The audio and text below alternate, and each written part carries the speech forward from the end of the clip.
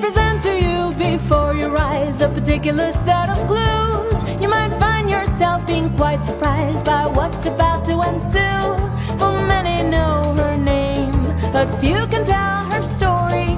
Please let us introduce you to Maria Montessori.